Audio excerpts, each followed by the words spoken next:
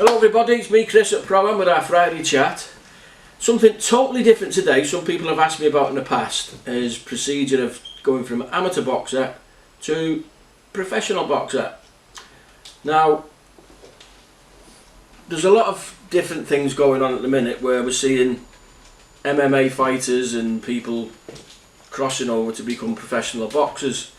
It's a bit of a grey area at the minute because as professional trainers etc, we get told that everybody applying for a British Boxing Board of Control, this is UK rules by the way, a British Boxing Board of Control professional boxer's licence, you must have a minimum of around 5 amateur contests which are recent and that can be checked. Now the problem we have at the minute is last year or so, England Boxing, the amateur governing body, they transferred over from a booklet with all your papers and your photograph and all your bouts, times, dates, who against, etc. in to a digital one online. What we used to have to do was send the original booklet away with the application form so the board could look and see how many bouts it had, who did box, whether they're a good level, if they won championships, etc, and if they'd be good enough to actually get a professional licence. So at the minute it's a bit strange with the English boys because we don't own, and girls, because we're not sure if they can get a printout copy of what they've done. I get lads from other countries that want to turn pro in the UK, and girls, keep forgetting that one, they still have the booklet, or generally with the ones I take on, they've been internationals and they have what's called the IBA or AIBA booklet for international bouts, which is a hardback little book similar to what we used to have here. So we use that as proof, or we print pages of it off as proof. Now, one thing I don't agree with at the minute, depending on who your parents are or who you are, this rule seems to be discarded. We've had several sons of famous boxers who've never boxed amateur allowed to get a professional licence. At the same time, we've gone up to ask the board, can this person turn professional? I'll give you for instance, we had one guy, he'd had 42 professional Muay Thai fights at heavyweight. He'd had an extensive amateur Muay Thai career. He'd snapped his ACL in a fight, so he couldn't kick anymore and decided he'd just use his hands and be a boxer. The board refused unless he'd go back to an amateur club and have at least 5 amateur contests. Yet, we see, like I say, sons of famous boxers, I'm not going to mention any names obviously, you'll know anyway in the UK, who have never boxed amateur, and they've been granted professional boxing licenses. And recently we have 2 ladies, one's come from Taekwondo at a high level, she's told the press she isn't going to box amateur, she's going straight into the pros. How's she doing that? And we've got a very famous lady from MMA who flirted with boxing as a child, I believe, and went into MMA, and now she's got a pro licence. So it wasn't recent as the rule states. So it's a bit who you are type of thing, which is unfair on other people. Now going back to what happens is, so obviously you've had an amateur career. Most of the people, they've had an extensive career, maybe 60, 70 bouts minimum. They decide, or what I tell my people to do is go as far as you can as an amateur. Not everybody's going to be on a GB squad, not everybody's going to box international for whatever country they come from, but maybe they get to that semi-finals, quarter-finals and national elite championships every year, and they can't get past that. That's their limit. Have a couple of goes. If you've reached your ceiling as an amateur, time to turn pro if you want to stay in the game. So they'll generally turn up at a professional gym, speak to a trainer and a manager or something like that. No, say you speak to me, I want to turn professional. Generally, if they've had quite a few bouts, I'll know who they are, so I'll go, okay. What weight do you think you're going to do? They'll give me they'll probably say, yeah, I'll do welterweight, and I'll go, really? I'll get you down to some other weight from that, because you'll be training full time, it'd be a bit of a difference. So we decide on a weight, and we get the application form. So this is an older one. This is the boxer's application form for a boxing board of control license. As you can see, we have to have 2 photographs that one will stick on there, and then fill in the details, etc. And this is for office use only at the board's head office. Obviously witnesses, what you've done before, etc. Now, along with this, you have to have proof of your amateur competition, proof of who you are, driving licence, passport, etc. If you're English or British, no convictions. We do know I've had 1 or 2 boxers who've been in jail. They have to have at least 12 months to show that they've behaved themselves, depending on what they've been in for, obviously, within reason. So that's the English people. They've got to first do this. Now, a few months later, I don't know why it takes so long, unless you've got a famous father, I suppose. A few months later, you'll get a call for an interview. Now, you go in front of your area people, they'll sit you down in a room, show you a little film about taking performance-enhancing drugs and things you can and can't do, ask you why you want to be a professional boxer, etc. And then they'll say to you, okay, we're going to approve you to go in front of your application to go to the main board in Cardiff, and you will then see if you're granted a licence. In the meantime, you will be able to go for your medical and your brain scan. So about a week later, you'll get an email saying, this is where you go for your medical, call this number and make an appointment, and this is where you go for your brain scan, call, and make an appointment. Your medical is £299, which is generally bloods, etc. And a basic medical test. Your brain scan is £599, and you have to have that done. Now, what's been cropping up lately is an extra test. About 1 in 3 have been popping up with this thing. You need an extra test with a neuropsychologist, which is another £800 to £1,000. Bit shady, according to everybody. A lot of the trainers and managers don't like this. The board are just covering themselves because they're terrified of anybody else getting fatally injured in the ring again. So eventually, maybe 5 months later, 6 months later, you'll get granted your licence and you can box. Now, if you've come from a different country, I've got 2 boxers who are examples of this. I've got one boxer from Serbia. He's a European bronze medalist. He's a top international amateur. I've had those lads here a few times before from that country. I have a good relationship with the Serbia national team. They are very, very good fighters. They come over on a holiday visa. They get, obviously, it's like a trial. They come and train with me for a few weeks, and if I think they're capable and they'll do good as a professional boxer in this country, because there's no proper boxing board in Serbia, usually they'll go Italy or Germany and be used as journeymen, which is a shame for some of the lads because they're real world-class boxers. So we'll come here, we'll give him this, he gives all the same details in.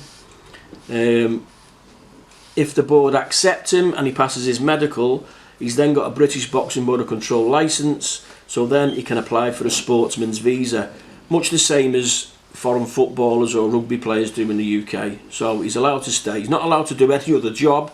All he can do is box professionally, and that's what his visa says. And I've had quite a few successfully do that from a few countries in Europe. I have another boxer, Andy.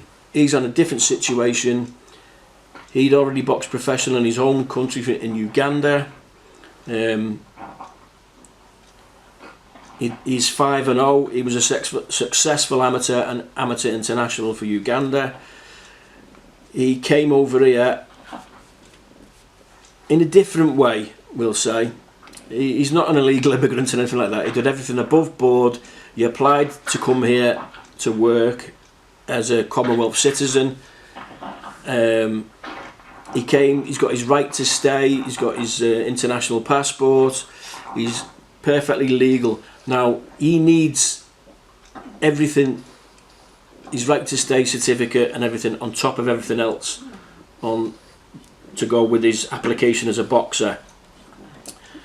Now, so he's got his passport pictures, his amateur credentials, his right to stay and right to work in the UK certificates, and all his other little bits and pieces, his photograph, etc.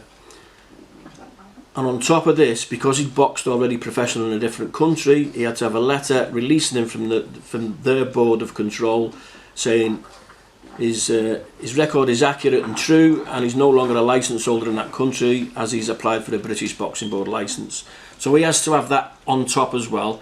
Now that means he's virtually a UK citizen. He can come work full time and he can box as well. So he's like a UK boxer at the end of the day, which was a bit more complicated paperwork. Now, once the boxer's got his licence, obviously he's a professional boxer. He needs a manager as well.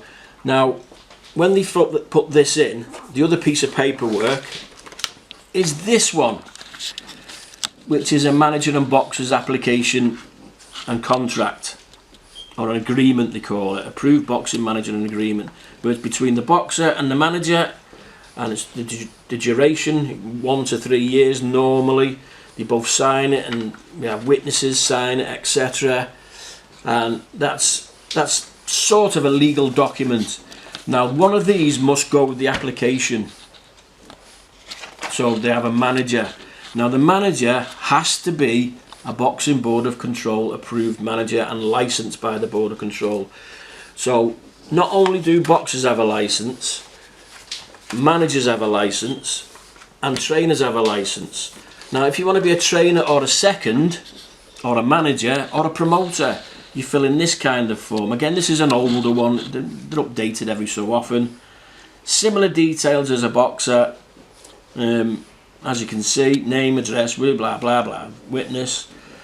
If you go in as a trainer or a trainer second, a trainer is the head trainer, the head coach. He's in charge in the corner and in charge in the gym. The second, it could be the cuts man, bandage man, and the assistant in the corner. There's a little bit of a difference, not much. You do the same thing, you send this off, you send your fee off. Obviously you have your fee with your boxer's licence as well, which is, at the minute, it's £185, I think, 189. This one, you send it off, it's a little bit less. Trainers one's 110 every year. So you have your interview, they say, what experience have you got as a coach? Have you boxed before, etc.? Why do you want to be a trainer or a second? Usual things. Generally done on a Skype, to be honest, and then they'll say there's a course at such and such a place on this day. Do you want to go on that course or this course? So you pick which course you want to go on. You'll go on a Saturday morning at 8 o'clock in the morning, spend all day there till 5 o'clock. We're learning rules-ish. You do not learn on the course how to be a coach. The interview, if you're not competent as a coach, the interview should weed out them people and not send them on the course. The course is more about conduct and what you do, and be careful if your boxer's taking drugs and stuff like that. If you're going to be the head trainer type, you want the full thing, you do an extra day, which is basically a first aid course as well, because you must have your first aid certificate to go to be in the corner or in the gym even. So there's a multiple choice question thing as well. So you can fail. You can fail. Now, I've seen these, I've been a trainer 28 years, I think now. When I first went to be a trainer second, I had an interview and they told me I'd passed, and that was it, because they knew me from boxing. Everyone knew everybody in those days. It's a little bit different now, it's a bit more open.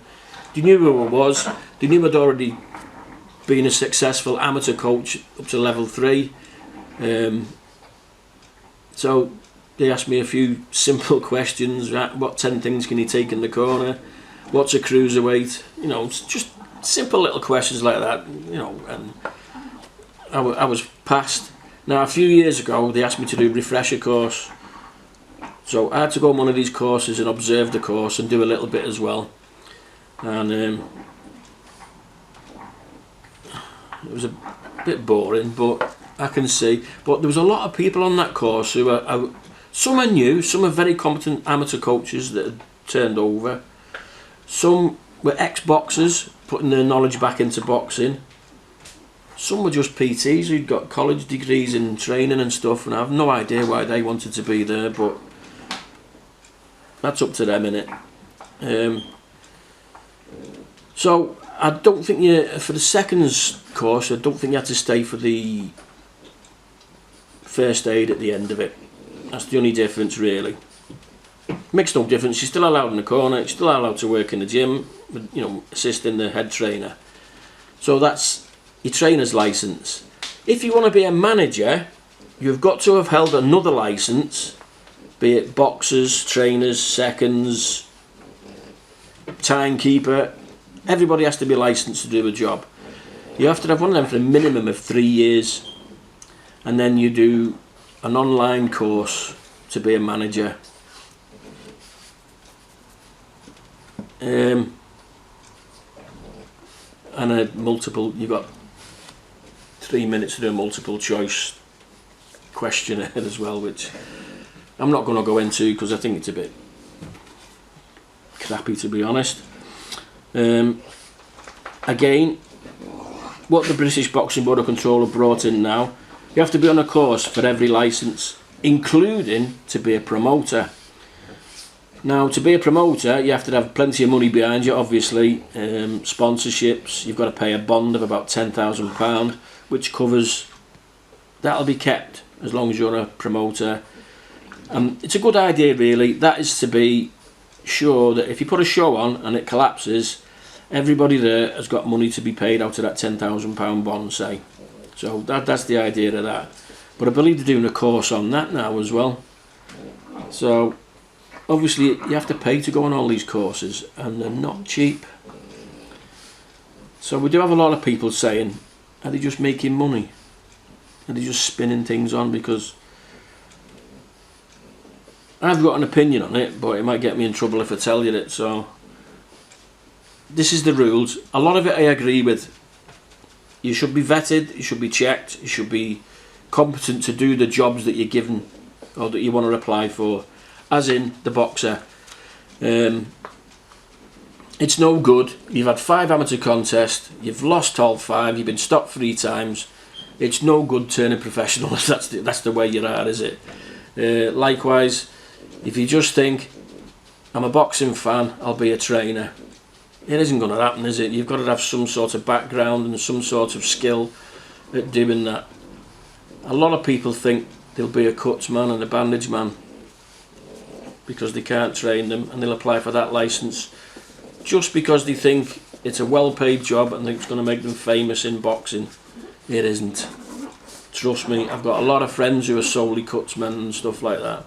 They're good at their job. Bandaging hands is an art. It's not something anybody can do. You can't go on a 2-day course and learn how to do it. It takes years of practice. So I can see why the board do courses for that. The board should really do a cutsman course, I think.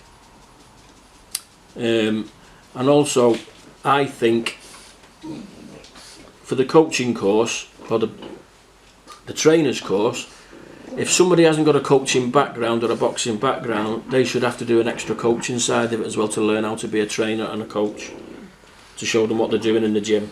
So once you've filled out all your forms as a boxer, sent everything off, a few weeks it should be later, but it could end up being months depending on how busy they are at the head office. You should get through your interview, your medical, your brain scan, and then you'll be issued your licence. Like I said, at the minute it's taking anything up to 6 months, which is a bit much, but obviously the lads are training every day. In that time, they're in the gym and they're learning the difference between amateur style and professional style boxing. They're learning from the chosen coach, trainer, whatever. So you can't just like say what everybody thinks, yeah, I'm going to go pro, apply for a pro licence, 3 weeks later you're on a show getting paid to box. It doesn't happen that way. So you're looking at a good few months before you get your pro licence, if you pass everything, and that is a big if. Also, I forgot to tell you, you have an eye test as well, a strict eye test for the Boxing Board of Control. You can be failed on that as well. It's not like going to get a pair of glasses. It's a serious eye test. So if you pass everything, you're probably looking at least 6 to 7 months before you have your professional debut. Now in between all this, you've got to find a promoter. Now if you've got a really good record, you've won amateur titles or you box for England, one of the big ones will probably pick you up anyway. Your manager or your trainer, usually your trainer, because they know everybody. A good trainer has got good contacts within every part of the sport. So if I have a good kid come to me and he's boxed for England, he's won a couple of national titles, I'll ring Matchroom or Queensberry up or whoever, the top ones with the television thing. I'll say, I've got this kid, he's turning professional, he's won this, this, this and this. Would you be interested in signing him? Now obviously these promotional companies, they keep their ear to the ground. They know who's winning what, who's good amateurs, who's good, good internationals and what level. They're not dumb. They do keep an eye out for all these lads. And they'll either go, well, what are you looking at? And we'll say, well, give them a good deal. We'll have a couple of 4-rounders, and then we'll move on to 6s. And they'll say, come and see us in the office. So you'll sit down with Eddie or Frank, depending on which way you go. And they'll go, what are you looking at? What weight do you think you're going to do? We'll talk to the trainer, manager and the boxer, and they'll strike a deal. Generally, yeah, we'll give you 4 to 6 fights a year. We'll put you on this show, this show, this show. Have you got your licence? Will you be ready? Etc. etc. And that's the way they'll work it. Now, if they're a top kid who's come from the Olympics or, they've been in the Europeans and World Championships and things like that, they'll probably get offered a bit more money. I've had things where average good amateurs who've won a couple of schoolboy titles and maybe not quite been good enough to get on the England squad at senior level, they'll take them on and they'll say, yeah, we'll give them 4-rounders this year. We'll give him £1,500 for his first 4. He wins all them. We'll move him up to 6-rounders if he's capable. We'll put him up to £2,000, and he gets 5% of his ticket sales. Which is not a bad deal.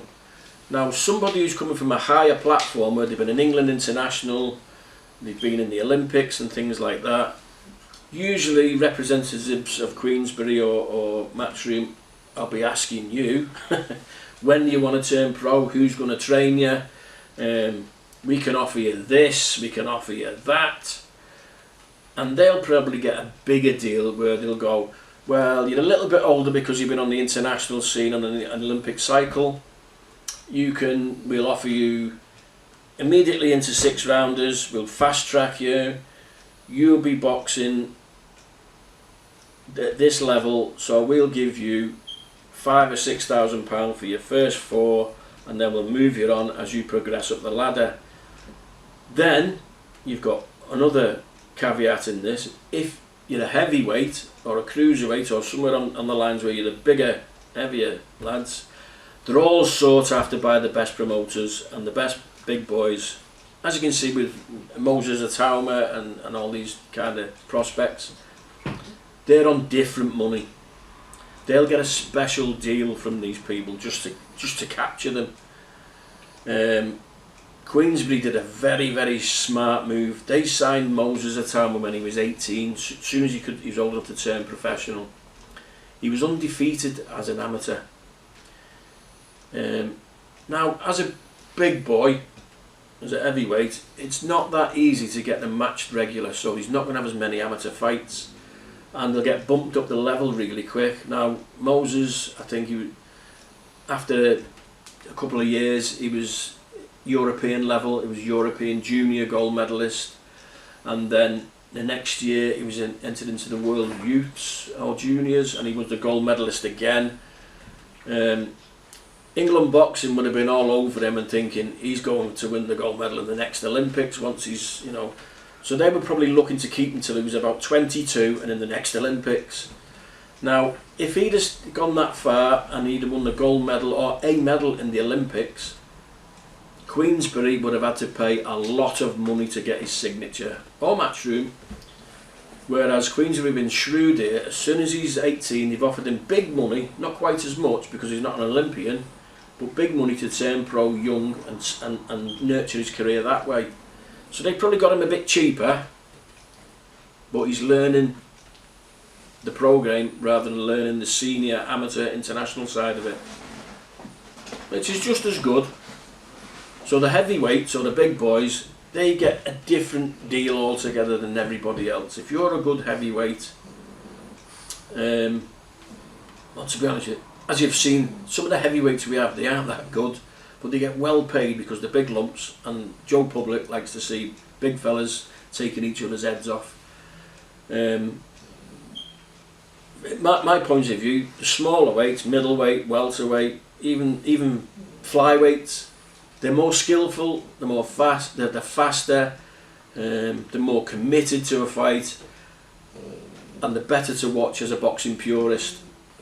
Whereas the big fellas, for me, are big, cumbersome, slow, and generally not as skillful as the lower weights. But that's my opinion anyway. I've got heavyweights, I don't mind. I've got one heavyweight who comes with us, he's world level.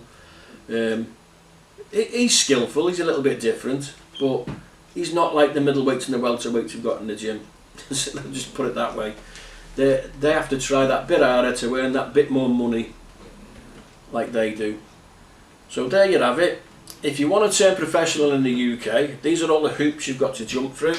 Fill in your form, all your proof of identity, get a manager and a trainer and a promoter. It's at least 6 months, unless you're a special talent who everyone's fighting over, to get you from turning amateur, from being amateur to turning professional, from wearing gloves like this to gloves like this is a big difference. One of my good friends, who was a British featherweight champion, people used to always say to me, what's the difference between amateur and pro? And he used to always turn around and say, it's colder without a vest. He was a proper sarcastic lad, but he was a good boxer. So there you have it. That's how you go from amateur to professional. If you're a decent level amateur and you want to turn pro, you're welcome to come and talk to me. Or if you've got, depending on where you live, to be honest, because nobody's going to travel up from Plymouth to come up here and box in Merseyside. Even though we get people, like I said, I've got Serbian, Ugandan, I've had Egyptians, I've had Cypriots, Romanians, I've had all sorts in our gym. Foreigners will travel and they'll settle here. If you're UK based, you'll settle where you're from. And good luck to anybody who wants to have a go. Anybody wants to ask me any questions in the comments, ask me. Like I said, I've got 28 years in this now. If you need any help filling your forms out, you don't have to be with me. Any advice is free. I always say that. You can use me for advice. If you're from another country, I'm not sure how other countries have their procedures, but I would imagine it's pretty similar. If it's not, and it's easier to get a pro license, be careful. because maybe the medical side of it, they don't care about you. That's one thing I can say about our board. They are the best medically. They look after the boxers' health in a big way. If they think you're failing a brain scan, they won't let you box. They are the best at what they do. So, like, subscribe, pass us on. Like I say, and something different again this week. And comment on it. Let's have a few comments. And I'll see you next week. Good luck.